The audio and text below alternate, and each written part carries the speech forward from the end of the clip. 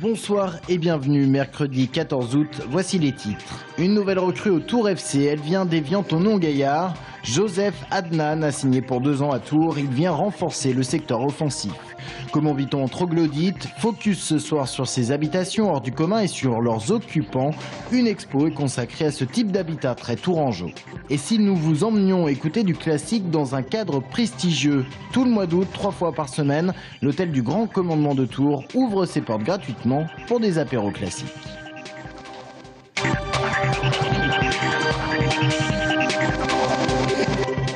Le TFC continue son mercato. La nouvelle recrue du club, Youssef Adnan, en fin de contrat avec Évian-Tonon-Gaillard, a signé un contrat de 2 ans.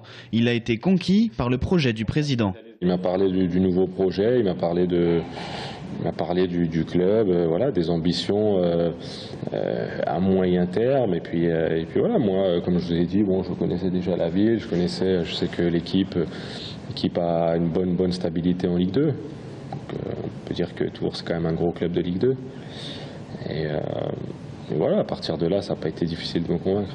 À 28 ans, Youssef Adnan, attaquant formé à Mulhouse, est passé par Brest, Châtellerault, Angers et Cherbourg. Il a connu la Ligue 1 avec Caen. Il a vécu la montée d'Évian-Tonon-Gaillard de National en Ligue 1.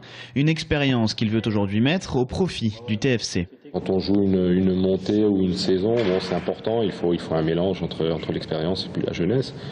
Donc voilà, je pense qu'on a ce qu'il faut ici. Maintenant, au niveau des ambitions, on va pas parler d'ambition, on va jouer la saison.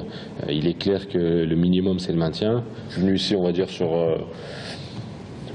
pas le court terme, pas le long terme, mais sur le moyen terme. J'ai signé un contrat de 2 ans. Maintenant, j'aimerais retrouver la Ligue 1 avec Tours. Ouais. Physiquement, Youssef Adnan n'est pas encore prêt, il veut éviter la blessure. Il faudra attendre encore une quinzaine de jours avant de le voir évoluer sur le terrain. On ne le verra donc pas vendredi à Châteauroux pour la 3e journée de Ligue 2, déjà la 3e journée, et le club tourangeau n'a pas encore bouclé son recrutement. On est encore malheureusement en rodage parce que les circonstances ont fait qu'il y a des joueurs qui arrivent encore un petit peu sur le tard. On n'est pas encore à 100%, mais on a un réel potentiel. C'est donc confiant que le TFC affrontera la Berrichonne de Châteauroux. En amical, les Tourangeaux s'étaient imposés 1-0, la revanche vendredi à 20 h.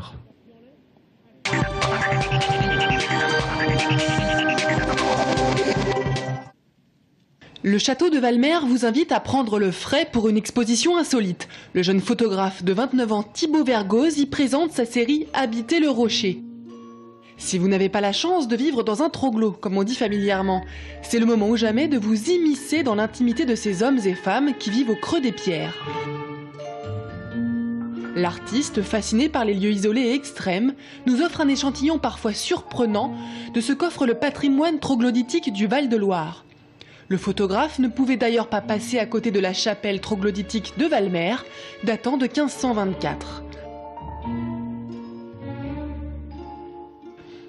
Notre région est aujourd'hui l'une des plus grandes réserves de cavités souterraines d'Europe. Chaque commune a la responsabilité d'autoriser ou non l'habitat de ces zones troglodytiques. Il revient ensuite aux particuliers de solliciter l'expertise d'un géologue. Il ne faut pas creuser n'importe comment, se dire tiens, j'ai une cave, je vais en creuser 100 mètres carrés de plus. Bon, c'est vrai qu'il ne faut pas s'amuser à faire des ouvertures n'importe comment dans les caves pour relier les caves l'une à l'autre. Une habitation troglodytique bien aménagée ne pose pas forcément ni de problème de sécurité, ni de problème d'humidité. S'il y a bien un coteau dont l'affleurement est percé de 1000 fenêtres, c'est celui de Rochecorbon. Il y avait ici une simple cave sans eau ni électricité. Après les travaux de confortement et d'aménagement, ses propriétaires en ont fait un gîte dont profite ce couple de touristes belges que la situation du lieu n'a pas laissé indifférent. On a été curieux et on s'est même acheté un petit livre qui parle de ça. Et c'est intéressant de savoir que les hommes ont habité dans les cavernes ou de manière plus évoluée dans ces maisons-ci. On était au calme, on a la vue sur la Loire, on a tout ce qu'on veut. Anthony, le propriétaire, et sa compagne ont acheté cette cavité pour une bouchée de pain. Mais si aujourd'hui ils goûtent aux fruits de leur travail, ce n'est pas sans avoir trempé leur chemise. On n'imaginait pas du tout faire acheter une maison dans laquelle il y avait tout à faire. Avec Séverine, on n'y connaît strictement rien. Je veux dire, moi, je n'avais jamais rien fait de mes mains, en fait. Voilà. Et on s'est lancé là-dedans parce qu'on a rencontré une personne, simplement. Monsieur Rateau, en fait, qui nous a fait tout le confortement ici, nous a dit « Mais vous avez acheté un truc exceptionnel, il y a tout à faire, faites-vous plaisir et faites ». Voilà, il nous a donné des schémas techniques, il nous a expliqué un peu ce qu'il fallait faire pour que ça devienne un habitat qui est en fait très sain, qui est tellement sain qu'on y est bien toute l'année et même l'été. Le recensement des cavités troglodytiques en Indre-et-Loire est loin d'être achevé. On en dénombre aujourd'hui plus de 2800.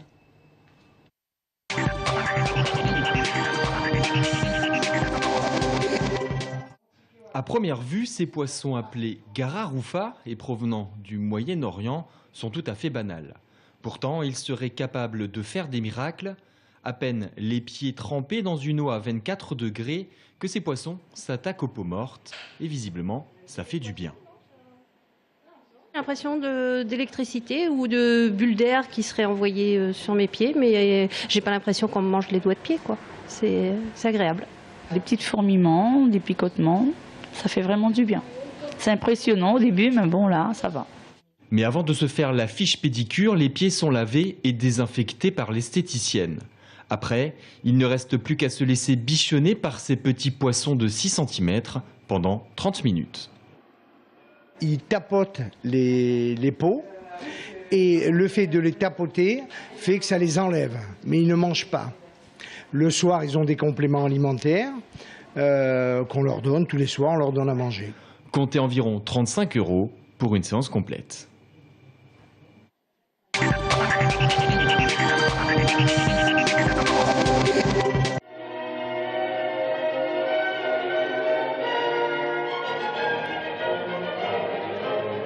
Bienvenue dans les jardins de l'hôtel du Grand Commandement de Tours et laissez-vous emporter par la puissance de la musique classique.